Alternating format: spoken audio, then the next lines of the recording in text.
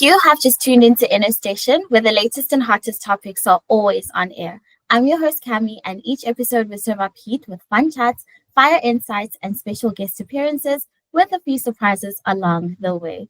Now, AI isn't just a buzzword anymore. It's reshaping how entire industries think, work, and evolve. And with every new development, it sparks fresh excitement, but it also raises big questions around the future of work, learning, and innovation. Today, we're zooming in on AI's role in higher education, which is a space where change can be both challenging and transformational.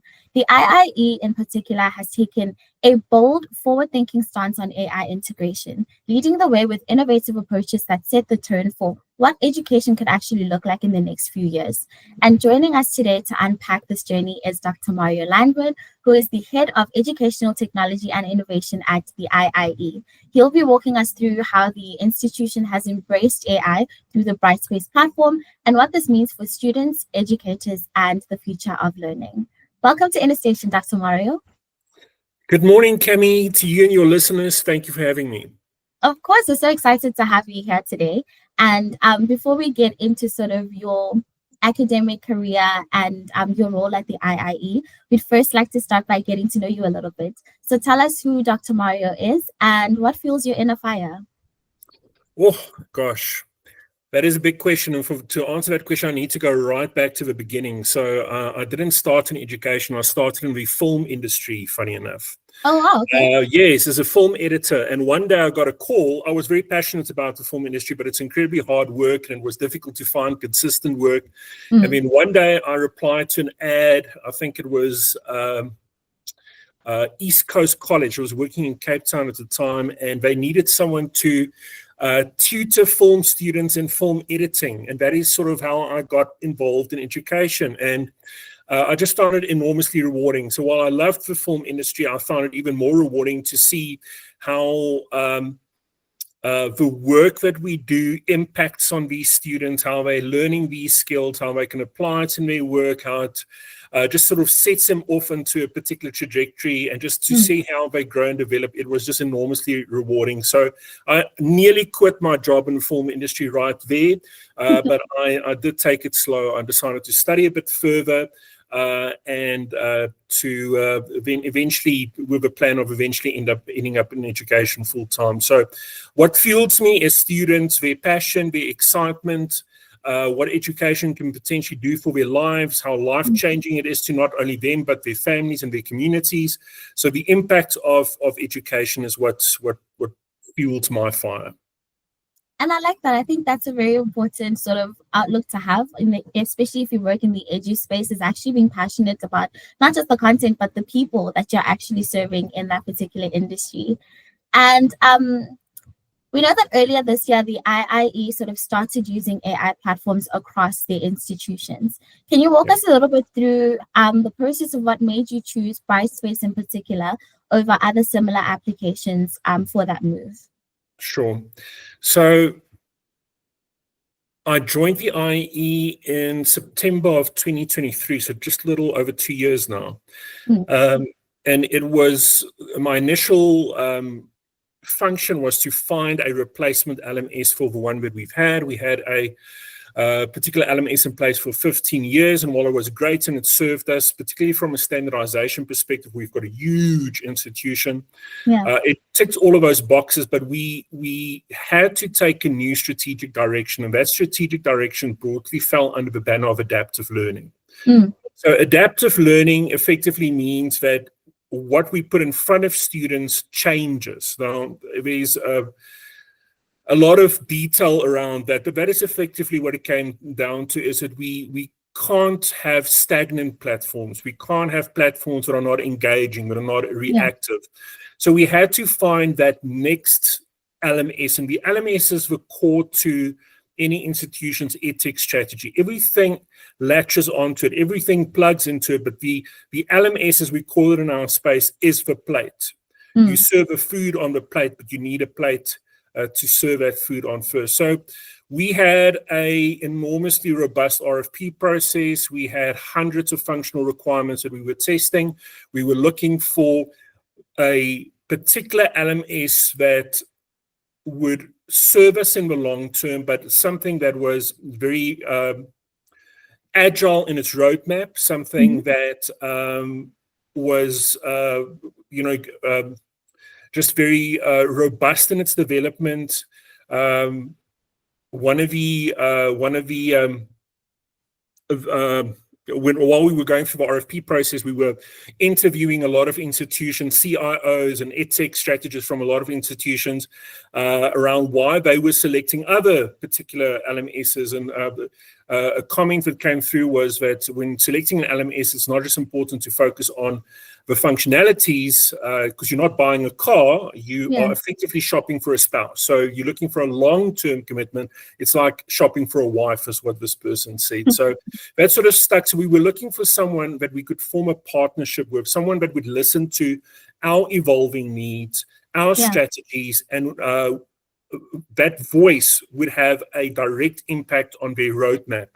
So we ended up with D2L. They ticked all of the boxes from a functional requirement, but from a sort of partnership requirement, this sort of overarching relationship that we were looking for, they ticked that box very thoroughly. So it wasn't specifically around AI or adaptive learning. It was around having a platform that would allow us to grow, regardless of what that strategy is. AI as a strategy came a little later.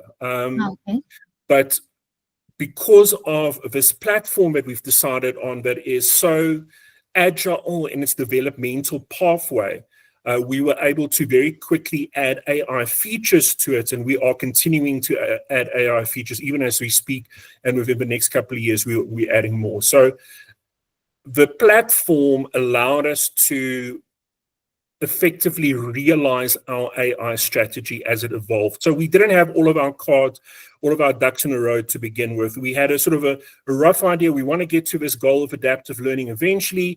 AI is a potential way of getting to that goal, but there are many steps, technologies, tools, things that we would need to resolve before we can get there. And D2L, just through their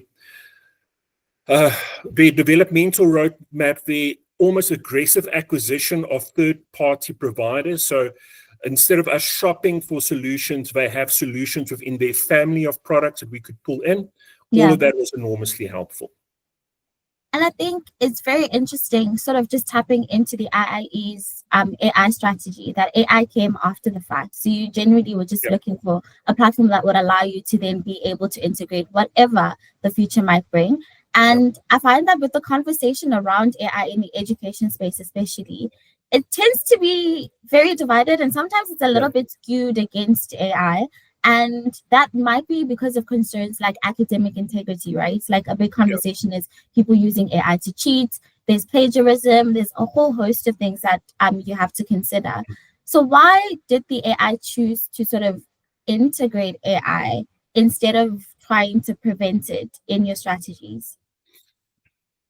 Yeah, so if you look at what was happening in the world after November 2022, so November 22, ChatGPT rolled out. Almost immediately, you could see that in the research, within the academic forums, within the whole scholarly world, there were these two teams forming. A very polarized view on AI was forming. You had those that directly opposed it, that was looking at AI, and the word devil was, I can't remember when last that was used in an academic conversation, but very prominent academics like Noam Chomsky was referring to AI as the devil. So you had all of the sort of guys that sort of followed Chomsky, and then you had your large traditional universities, and then everybody else was sort of on the other side of the line. But over the last couple of years, these two poles sort of found each other somewhere in the middle, and I think even the parties that refer to AI as the devil initially understood that it is not something that we can get away from. So we need to look at how can we incorporate it into teaching and learning in a ethical manner. So very early on, the IIE sort of associated themselves with that group. So the group that looked at AI from a developmental perspective, we recognized the problems, we recognized the potential for infringement on academic integrity and the work that we would need to do to safeguard our academic integrity. So all of that we were pretty clear on. And our first step was to cement that view in a manifesto. So before we got into policy, before we got into guidelines, before we tried to incorporate AI technologies, we sat down as an institution and decided what does AI mean to us, and that we put into a simple 7-point manifesto. And I'm not going to read through all of it, but effectively we position AI as a tool for enhancing the teaching and learning process. We commit to ethical use. We commit to academic integrity. We also commit to the development of AI as a new literacy. And a lot of institutions didn't immediately realize that we are dealing with a new digital literacy. Yeah. So how are we ensuring that we teach this language of AI not only to our students, but also to our faculty? How do we incorporate it formally into the teaching and learning process? And we emphasize the positive effects of AI. So one of the analogies or the comparisons that is often drawn is the introduction of a calculator. And in a discussion recently, I showed pictures of how people were toying in Madison Square Garden when the calculator came out. All these math teachers in I think it was the early 1980s, and they were putting down tools and it was just not on, and we were fighting this thing called the calculator. But what the calculator did was it elevated mathematics as a scholarly practice a couple of levels beyond where it was, because the sort of dog work, the rote work, those lower level stuff in the Bloom's taxonomy, the calculator could take, could replace, and that therefore pushed the curriculum upwards. The exact same thing is happening with AI. So we are very strongly punting AI as a catalyst for higher order thinking. So asking lecturers, those who develop assessments, curriculum, courseware, etc., to critically look at what they're putting in front of students and realizing, but this layer here that we were emphasizing for so long and we were grading and we put weight behind it and energy behind it, AI can now replace that so that we can focus on that next level and next level and next level of thinking in relation to a specific discipline. So all in all, it elevates society if we do so in a controlled way, if we do so in a managed way, and we've got the safeguards in place and the policies in place, and we train our people. That is the route that we decided to go. We decided to embrace it, but in a very controlled manner to ensure that the real benefits of AI realizes itself within our business. Yeah. And I like the approach of sort of recognizing that AI now gives a new layer to sort of digital literacy as well. Because, and I think this is a larger conversation in the South African landscape of like the big digital divide that we still have and are still navigating, right? Yeah. And I mean, even people who do have access to technology are not necessarily digitally like literate or fluent. Do you think that the integration of AI into the AG space, especially in like higher learning, might exacerbate the existing digital divide that we have? Or do you think that it could actually help us sort of bridge it a bit? So the discussion that you're referring to is around the democratization of AI. And it's a difficult one in South African society because those of us that have access to these premium AI products have an advantage over those that don't. So again, it creates or it re-emphasizes that social divide between the haves and the have-nots. So absolutely that potential is there. But as an institution, we decided that whatever we roll out in regards to AI, every platform, every tool has to be available to everybody. So not to specific brands within our group, not to specific students or faculties, not to specific disciplines, but everybody. So that everybody has that equal opportunity to reap the benefits of AI. But yes, outside of the academic context, it is a concern. And we're already seeing that there's a whole gig economy that is driven by AI. I mean, we're completely flooded by all of these adverts on how, you know, teenagers building these enormous industries of AI out of their bedrooms. That, unfortunately, is something that we have little control over. What we have control over is the ethical use of AI and within an academic context and ensuring but everybody gets the same leg up. Everybody gets the same opportunity. Everybody gets the same benefit within our space. So I'm hoping that other institutions would do that as well, and that the rollout of AI should rather be paused than staggered Yeah. until institutions are ready to give that benefit to each and every one of their students. Mm. And just in consideration of like other institutions sort of adopting the same sort of thinking around AI and tech, do you think that we should be, I mean, right now we're discussing sort of the role of AI in tertiary education, right? But do you think that we should be bringing this in a little bit earlier in the game, like maybe at a high school level, maybe primary school level as well? Absolutely. Within our institution, we're already having conversations of how this AI literacy would manifest itself from early childhood development all the way through Yeah. to the highest level. So it's early days, but the awareness is there. We now have policy in place to make that a reality. So after our manifesto, we developed a policy for the integration of AI in teaching and learning. And that would now allow us to, or give a permission to those that do curriculum development, that do lesson planning, that do courseware development, assessment development, to start including AI within those academic artifacts. Yeah. But certainly the planning is there. It is a slow process because even though we have a manifesto, so we've got a particular view, we've got policy, we've got an enormous business, thousands of lecturers, thousands of teachers. So it's going to take us a bit of time to get that momentum going, but we are already starting it. And that is definitely the consensus across our schools and our tertiary brands, that there should be a formal integration of AI at every level, starting with early childhood development. So I was very pleased to see that. I was shown some plans for a initial curriculum, and it's almost scary to see if we do this correctly, how very young children would be able to develop higher order proficiencies in AI very early. Can you imagine what that child would be able to do by the time they leave varsity, by the time they enter the work market? So it's a purposeful but well-structured and calculated introduction of AI across our business. And we're very, very excited about it.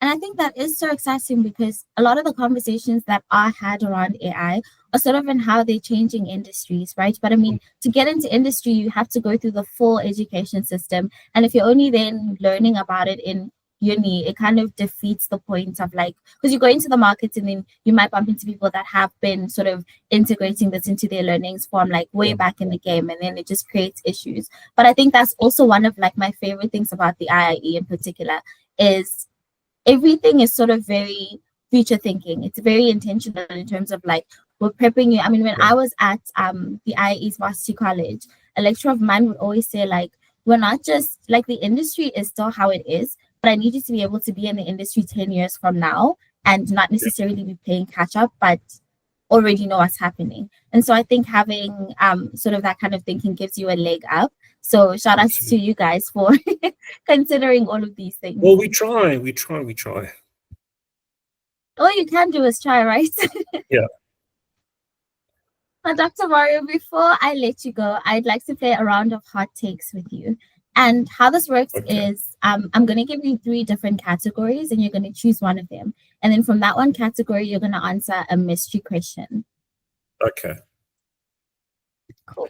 So your categories for today are education, technology, and society. Let's try technology. Technology, okay. Your question is, if you had an AI robot to take over one of your daily tasks, no matter what the task is, no matter what area of life it's in, which one would you happily hand over right now? Email writing. And I mean, I don't want to upset my employers, but I use AI quite a bit for email writing already. But if there is something that I wish I could automate, and there are already these technologies available, it's just not something that I'm confident in using yet, it would be to get, help me get through emails quicker. So yeah, I'm already using quite a bit of AI to help me manage email, but if I could cut that particular part of my day out completely and it allows me to focus on the important work, I would happily hand that over to a robot, most definitely. And I saw a meme about that the other day where somebody was saying, I used to be able to write like a 300-word essay in an hour in the exam room by myself. And now I can't even write a simple email. I'm like, can you make sure this sounds professional to ChatGPT? Absolutely. And I mean, that's a different discussion. I heard a name for it the other day. It's called cognitive developmental debt. So getting the AI to write that smart email now, you're robbing yourself of the opportunity to develop into a person that can write those smart emails. So need to be very careful of that. But I'm willing to take that risk. I don't need to be able to write smart emails. I just need to be productive. And I don't always feel that emails is a productive part of my day. I totally get you. It takes so much out of your day, actually. But Dr. Mario, thank you once again for joining us today. And thanks to everybody that tuned in today as well. Please don't forget to hit that subscribe button and turn on your notifications so that you don't miss our next drop. And we would, of course, also like to hear your thoughts. So in the comment section, let us know what you think about the integration of AI in higher learning. And I will catch you in the next episode. Bye.